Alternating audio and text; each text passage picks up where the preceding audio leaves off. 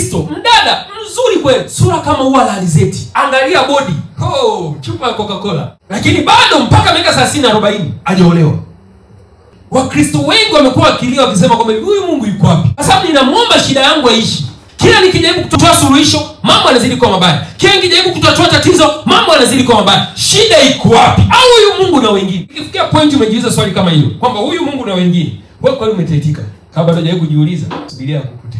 Hivi shashikiaga ile point ambayo nasema, hivi huyu Mungu ana watu wake na mimi sipo au na mimi nipo miongoni mwao ila sionekani. Ikifikia point umeweza kusema maneno kama hayo, wewe kwa nini umebadilika? Kama hujafikiaga point ya kusema kwamba huyu Mungu labda ni wa wengine, wewe bado hujateseka.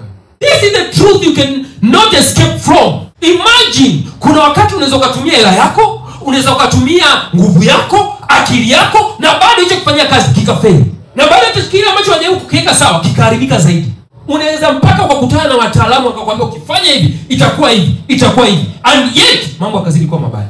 Ndivyo kama mwanamke aliyotoka na damu miaka 12, ameshaonana na madaktari wengi, ameshatoa fedha nyingi, na bado hali ikazidi kuwa mbaya. Imagine for 12 years mtu anateseka. Sometimes upo kwenye chain ya biashara, upo kwenye market ya biashara, miaka 3, 4, 5, 6 haujaona matokeo, na kuna mwingine kaingia tu jana kaona matokeo. Ni kama vile unashinda kwa huyu Mungu na wengine sio kwangu. Unaweza kuona pambana kuweka vitu sawa. Every day unapambana, every day unapambana. Alafu kuna yule ambaye sio Mkristo, haombi, hajui hata maombi ni nini, alafu yeye mambo yake ni mazuri. Alafu kutaenda kwanza anakuambia hivi niombee. Wakati ndio unasema Patrice niombee, maisha yako ni mazuri kuliko yangu. Wewe unaishi maisha ambayo unapambana, una hustle kweli kweli. Haulali kwa la kutafuta hiyo hela. Alafu kuna ukoro mmoja kule, hamjui Yesu, bado anashika hela nyingi kuliko wewe. Utakaa kwa kutulia. Utahisi kama huyu Mungu anapendelea wengine, au unakuta unafanya jambo lako leo linakaa vizuri, kesho linakaa vizuri, baada hapo wiki inakuwa mbovu. Imagine unakuwa na siku 2 za nafuu, alafu na siku 7 za ubaya. Hekavu unasema huyu Mungu, mbona kavi anijibu maombi yangu? Au huyu Mungu mimi anitaki? Wakristo wengi wamekuwa kinumunika ukizani kwa Mungu amewaacha. Ingali Yesu mwenyewe alijua hilo jambo itatokea. Na ndio maana akasema hivi, sitawaacha wala sitawapungukia. Ina maisha muda wote niko na wewe. Lakini kwa nini yanatokea haya? Imagine huyu mwanamke for 12 years, miaka 12, anatoka na damu. Anatumia pesa, anatumia muda, mali zake umesomesha tumia zote. And no solution.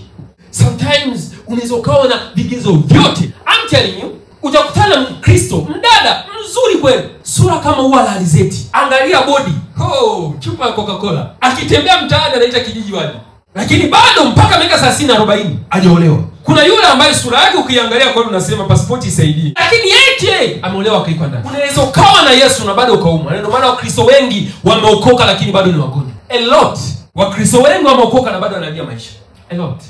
Mwingine utakuta anafanya biashara, anaweka hela, kila keka hela inakufa, kila keka hela inakufa. Alafu kuna mtu mmoja kula kaanza na buku, sasa hivi ana laki na.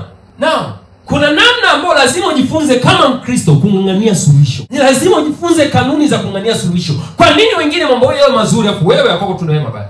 Suluhisho namba 1, unatamka nini?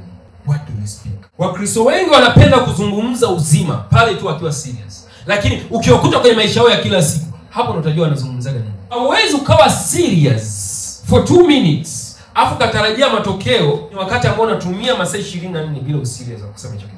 Na mwingine unaweza kuona sema prophet, nimekuwa nikisema, nimekuwa nikijitamkia mambo mazuri, nimekuwa nikijitabiria unabii mzuri kwenye maisha yangu, lakini bado mambo sio mazuri. Shukuru Mungu hata hapo leo tamka nikusogeza mpaka hapo ulipo.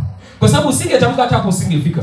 Usipojua unachokitamka kama ni kizuri au kibaya, maisha yako yatakuwa miserable kwa sababu you are living the prophecy of your own life. Kila ambacho unajitamkia ukiwa mwenyewe, ukiwa na marafiki zako, watu wanaokuzunguka, hicho kinamata sana kwenye njia ya maisha yako.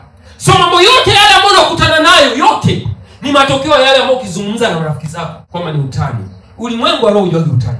The realm of the spirit hujui utani. Penda sana kujiandaa kwa nikienda kanisani, atakachokisema mtumishi ninakipokea. That's how you change your life.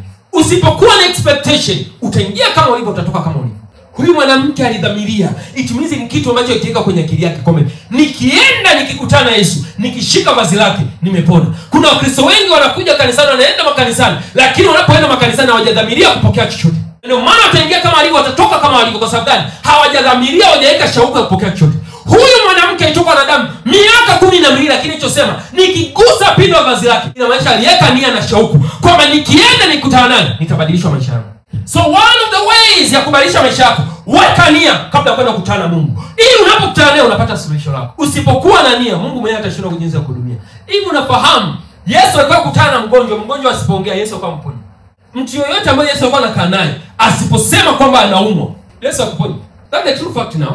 Kwa sababu watu wengi wanazania ukimya ni ustaarabu. No, ukimya ni kujiangamiza mwenyewe. Bartimayo aliposikia kwamba Yesu anapita, alipiga kelele akasema, Yesu mwana wa Daudi niponye. Asingeongea, Yesu mwenyewe angemwacha hivyo na upofu wake. Huyu mwanamke aliweka nia kwenye akili yake akasema kwamba nikigusa pindo la vazi lake nitapona. So aliweka nia kwamba nikienda nikutane na Yesu nitapokea muujiza. You cannot expect change and live without change to God. Ukitarajia kukutana na Mungu utakutana naye. Ukitarajia kutokutana naye hautakutana naye.